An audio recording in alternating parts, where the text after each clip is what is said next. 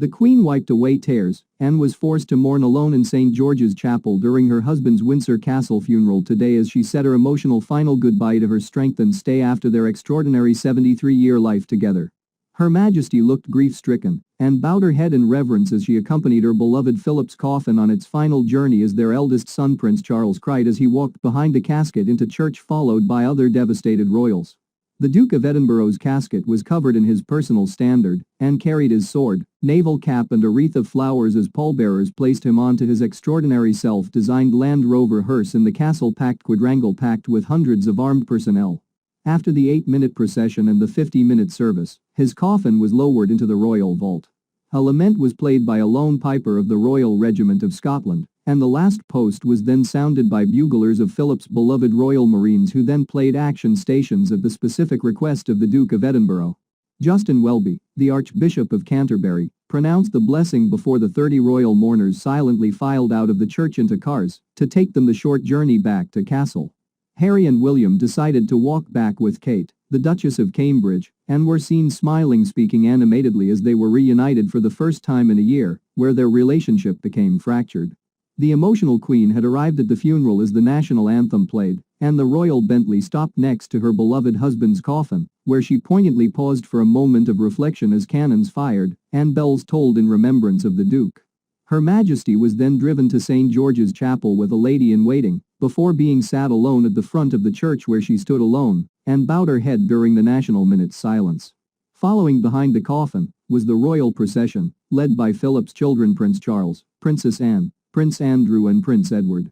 The grandchildren, including Prince William and Prince Harry, followed but the feuding brothers was separated by their cousin Peter Phillips. The Duke of Cambridge entered the chapel one place ahead of his younger brother, as the mourners filed into the historic Gothic building without saying anything to each other. But later spoke as they walked back to the castle.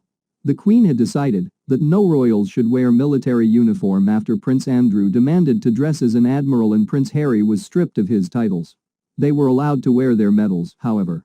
The Queen wore Queen Mary's Richmond brooch, while Camilla wore the Rifles brooch. The Duchess of Cornwall wore the brooch in July 2020, when Philip's role as Colonel-in-Chief of the Infantry Regiment the Rifles was formally handed over to her.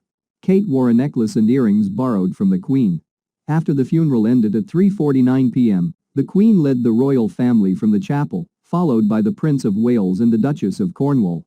She had a brief conversation with the Dean of Windsor outside the chapel before being driven away. Other members of the royal family walked away from the chapel in small groups, chatting as they walked through the sunlit grounds including William and Harry.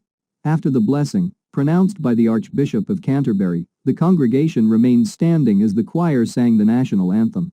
Her Majesty and her family left the chapel via the Galilee porch escorted by the Dean of Windsor and the Archbishop of Canterbury.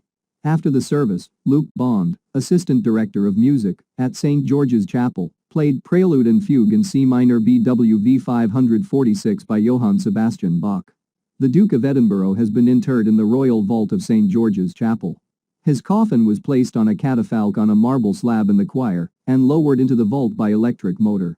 The Royal Vault at Windsor was created between 1804 and 1810 for George III, who died in 1820, and is one of 3 kings buried there. Also interred in the vault are George IV and William IV. Others buried there include George III's wife Queen Charlotte and their daughter Princess Amelia, George IV's daughter Princess Charlotte and Queen Victoria's father the Duke of Kent.